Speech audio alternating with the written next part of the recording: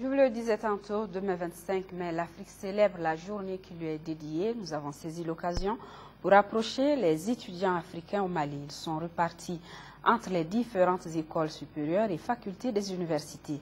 Celle de médecine, de pharmacie et d'odontostomatologie accueille à elle seule plus de 5000 étudiants africains. Sont-ils bien intégrés au Mali? Entretiennent-ils de bonnes relations avec leurs camarades maliens? Quelles sont les difficultés auxquelles ils sont confrontés? Les éléments de réponse dans ce dossier réalisé par Bourama Traoré. L'intégration africaine est-elle un mythe ou une réalité? S'interrogent pas mal d'Africains. Pour bon nombre de dirigeants du continent, cette intégration est un processus nécessaire et irréversible. Le Mali, on le sait, compte beaucoup d'étrangers et est vu comme une terre d'accueil. En la matière, les écoles supérieures et universités de Bamako sont assez illustratives.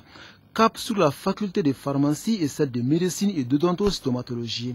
Les deux facultés accueillent 5250 étudiants étrangers, soit 10% de l'effectif global. Selon ces non-nationaux, le choix du Mali n'est pas fortuit. Avec les recherches sur Internet, j'ai pu comprendre que le Mali c'est un beau pays pour pratiquer, pour venir étudier en médecine. C'est pourquoi j'ai choisi le Mali comme un pays. Et aussi que le diplôme en médecine est reconnu internationalement. Au Niger, il n'y a pas une faculté de pharmacie. C'est ce qui m'a poussé à venir ici au Mali pour faire mes études de pharmacie. L'université de la faculté de médecine de Bamako était l'une des deux meilleures universités de la sous-région, quand même après le Sénégal. Bon, c'est la raison. En décidant de poursuivre leurs études universitaires au Mali, les étudiants étrangers estiment ne pas se tromper de destination. Provenant d'une quinzaine de pays du continent, ces non-nationaux se disent convaincus d'une chose, l'intégration africaine n'est pas un vain concept au Mali. Étant des jeunes Africains, nous qui cherchons l'intégration africaine dans le mérite, on choisit facilement un pays comme le Mali où on peut facilement être accueilli et se sentir dans sa peau, comme à la maison. Ah, les Maliens, ils sont plutôt, c'est cool, c'est paisible, ils sont très accueillants, donc on se sent comme à la maison. C'est pas comme s'il y a la discrimination ou bien du racisme, non, c'est bien. Je me sens quand même comme chez moi, on partage presque les mêmes coutumes, n'est-ce pas, les mêmes vies, modes de vie. C'est à peu près comme si je suis au Niger, seulement c'est la différence de la langue. Et c'est venu avec le temps, j'arrive à comprendre un peu.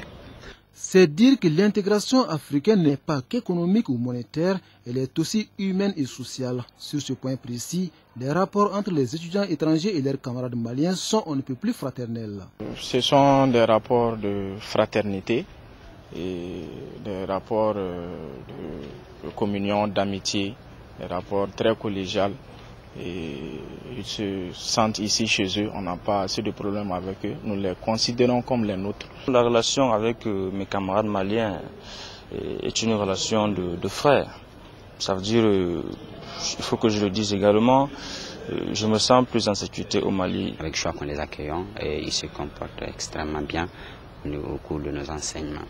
Et ils participent énormément au cours, aux différents travaux dirigés que nous organisons. Et ils sont extrêmement studieux et très assidus. Même appréciation chez les autorités universitaires. Ces dernières se réjouissent surtout de la discipline et du travail de nos frères africains. Ils travaillent correctement et nous sommes vraiment satisfaits aussi de leurs résultats scolaires et dans les hôpitaux aussi. Vraiment, ce sont des étudiants qui travaillent correctement, ils s'occupent bien des malades et dans les laboratoires aussi, ils manipulent très bien. Il y a de tradition dans notre faculté, à la fin de chaque année, de récompenser les plus méritants. Et ce que nous avons constaté depuis plusieurs années, que ces étudiants étrangers se retrouvent très souvent sur le podium.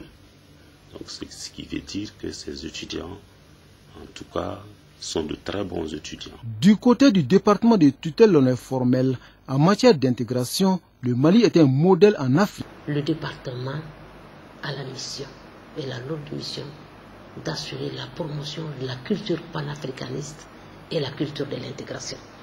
nous voulons dire à cette jeunesse que nous avons une vision communautaire, c'est la vision 2020. Elle dit quoi cette vision? Elle voudrait que nous passions de l'intégration des États à l'intégration des peuples.